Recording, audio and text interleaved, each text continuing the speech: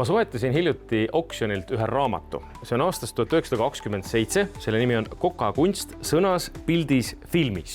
Selle raamatuga on üks väike probleem. Ta on natuke päevi näinud ja ta vajaks pisut restaureerimist.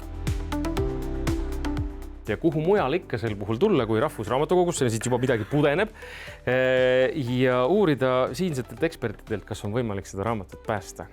Kas seda raamatut saab veel kuidagi aidata? Alati saab. Jah? Alati saab.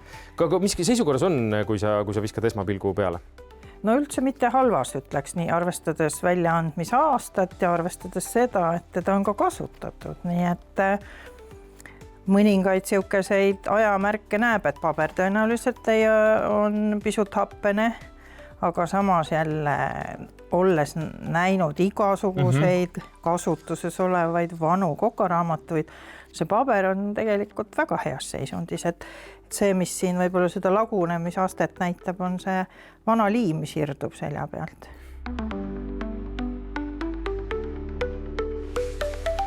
Vilja, kust me alustame selle raamatuga?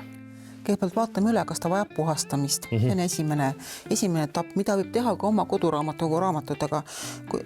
Tundub, et siin ei ole midagi vahele pandud, siia ei ole läinud ka, ta ei ole ka tolmune eriti. Et kui tal mõned oleks seda... pritsmed on, ma vaatsin, aga see on järelikult äkki kasutatud. Aga see on, ma arvan, see on siuke kena paatine, las see jääb. On. Ja, et aga kui tal oleks siin, ütleme, mingit puru või asja vahel, siis võiks selle lihtsalt kas või pehme pintsli või harjakesega siit ära võtta.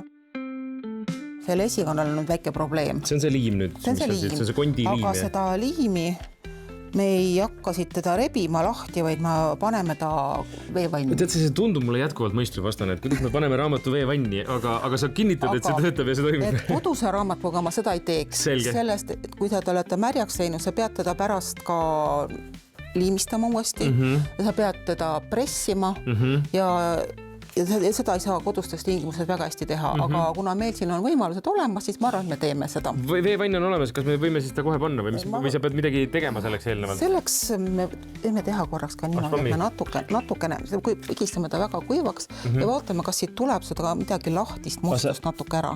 Lihtsalt puhastad? Natukene ikka tuleb, jah? Natuke tuleb, et tal on siin seda kätemustust veidike, seda teksti me väga ei puutu, seda võib ka trükivärvi natuke kaasa võtta. Jah, et seda me ei puuduta. Pane ta lihtsalt niimoodi. Läheb lihtsalt niimoodi ja, ja surun natukene. Surutu korralikult vee alla. Ja see on täiesti tavaline kraanivesi? Või sa panid midagi siia sisse? Natuke puhastatud kraanivesi. Päris... Selge. Et kodus tavalise kraanivette ei soovita panna? Kodus ei soovita üldse vette panna, et teil on pärast temaga probleem. Okei. Ja kaua ta nüüd siin olema peab? Et vaatame, las ta jääb nüüd, hakkame tegelema muud asjadega ja tõstame selle kõrvale lihtsalt. Võib jätta täitsa niimoodi likku sinna? Jätab täitsa likku, sest et ma loodan, et see liim läheb pehmeks ja me saame ta väiksema kahjuga siit ära võtta. Selge.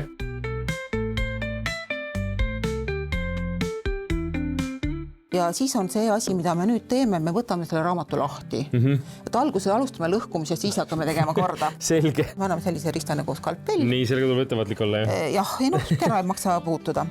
Aga võtate siit lahti selle poogna keskkoha ja näete, siin on need niidikesed. Ja nüüd lihtsalt?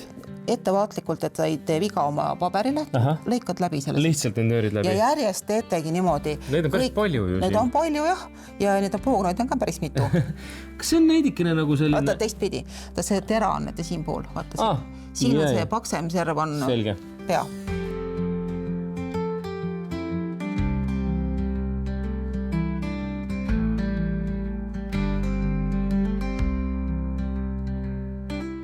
Aga nüüd vaatame, mis sellega siis on. Mis meil juhtus vahepeal siis selle... Vahepeal on näed, et siin on näha, et see liim on läinud pehmemaks, et see asi siit tuleb lahti kenasti.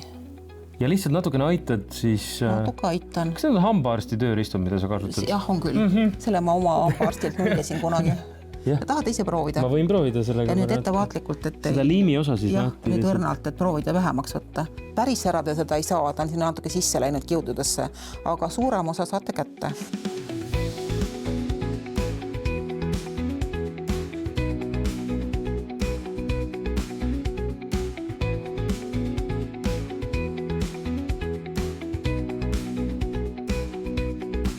Ja kuidas me sellega alustame, kuna meil on valatud paber. See on selline hea pehme materjal ja siis teed sellega niimoodi oma selle paberi juurest. See on lihtsalt vesi sul seal sees või? Testvesi. Ja niimoodi Ja täpselt selle ääre peale. Täpselt selle ääre pealt teed niimoodi ja siis tuleb see ettevaatlikult seda märga joont pidi ära rebida. Rebida? Jah, mitte lõigata, sest et lõigatud serv on selline sile, tal on need kivu otsad on niimoodi läbi lõigatud, aga kui sa rebid teda, sa võid sellest kasutada täiesti ka sõrmedega teha, aga sa võid ka skalpelliga teda niimoodi teha, kui sa tunned, et niimoodi on kindlam. Niimoodi vaikselt äärest lahti? Lükkata äärest lahti niimoodi vaikselt. Ja siis, kuidas see parandamine käib, see on hästi lihtne. Võtad siit omal, see on liim. Mis liim see nüüd on? See on nisutärklise kliister. Väga öko, ütleks ma selle kohta. Sobib kokaraamadus väga hästi. Ja konserveerimisel me kasutame ka ainult selliseid öko asju, et mida saab nii-öelda pöörata, et ta ei ole sulle sinna igavesti kivistunud. Et kui vaja, ma saan ta uuesti lahti võtta. Ja, selle sama sprei pudeliga teed ta niimoodi kergelt niiskeks, mitte päris märjaks, sest sul ei ole seda märga vaja, ta ei ole sul. Nii, ja siis sa saad selle siia, panna veel siia tripsukese liimi. Hästi sinna ääre peale, jah? Hästi ääre peale, jah, natukene niimoodi. Selle, mis on ülearuse võid ära võtta, siis paned omal selle.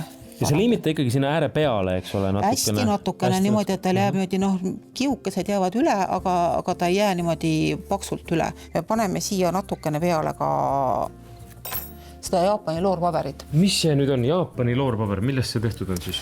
See on tehtud kas Koso või Mitsumata või mingisugustest Jaapanis kasvavad sellised toredad põõsad, millel on hea pikk tselluloosi kiud, et vaatake, ta on ikka imeõhuke. On. Et see on umbes 3 grammi ruutmeetri, kuna tal ei ole siin ka täitaineid, vaid see ongi see puhas paberikiud kerge liimistusega. Ja ta on, kui sa katsutada, ta ei olegi nii nõrk, kui ta võiks arvata. Ei ole, ta on üsna tugevisiga, kannatab natukene nagu tõmmata. Ja, aga kui seda märjaks teed, siis ta muidugi läheb pehmemaks, nii et selles mõttes märjalt ei saa teda väga tõsta enam. Selge.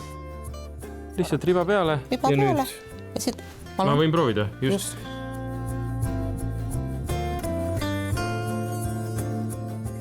Ja täpselt üle selle, et ma võin liimida. Ja, natuke võib üle olla, aga väga hoogu ei maksa minna. Jah.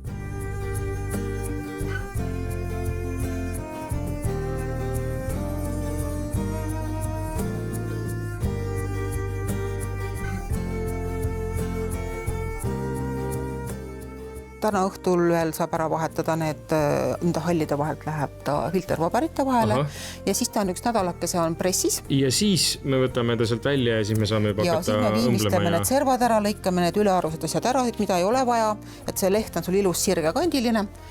Ja siis voldime nad kokku, vaatame, et poognad on õiges järjestuses kõik kenasti. See on oluline. Ja siis saab hakata tegema eeslehti ja õmblema.